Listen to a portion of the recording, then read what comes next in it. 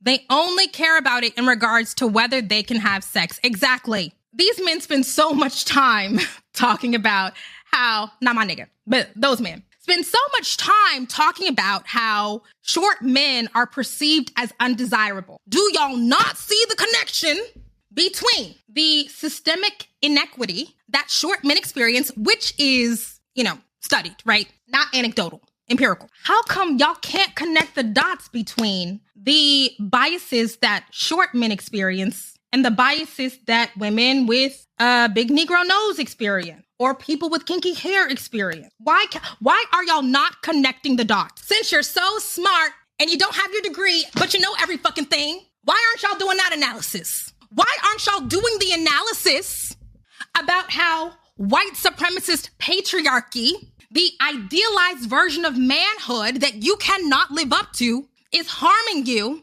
because people think you're not as masculine because you're 5'6". But why can't you connect that to how patriarchy tells Black women with regular Black-ass features they're ugly and undeserving of love, care, affection, protection, housing? How come?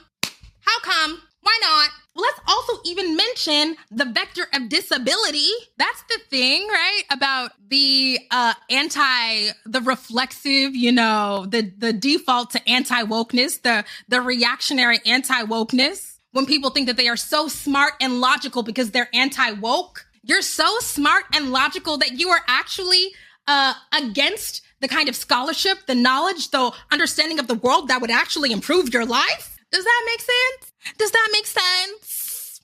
Another thing. Another thing. Okay. When these people talk about the intersection between hypergamy and patriarchy, okay, do you understand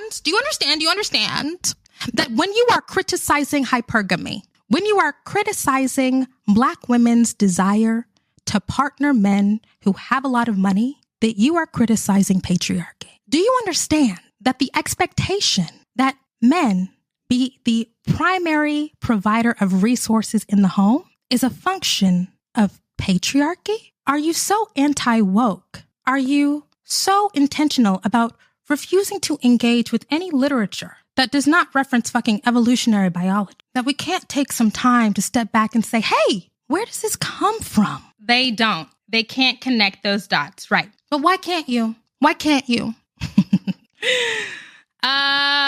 To be fair, Kim, y'all don't connect the dots either. It's not uncommon for a Black woman who talks about colorism to herself engage in heightism towards men. Talk to me about things that I do.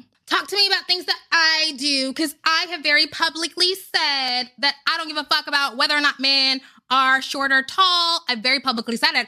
I've very publicly questioned the obsession with the emphasis on height. I have very publicly said that women who are anti-patriarchy doing all this over niggas who are 6 feet tall are fucking themselves over. Because that's why the 6 feet tall niggas be running amok. I have said that. I have said it. Quote me. The 6'3" niggas be running amok because they know that there are so many women, no matter what their political leanings are gonna swoon when they walk in a room. I've seen it.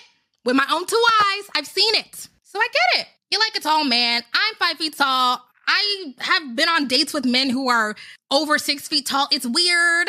It is weird. I went on a date with a man, or a few dates, whatever. Let's not talk about it. With a man who was like 6'3". It's weird. For me, I'm 5 feet tall. I get it. You want to feel feminine. And it's easy for me to say because I'm 5 feet tall. It doesn't matter if my man is 5'6" or 5'7". I'm just saying that those things are connected for sure.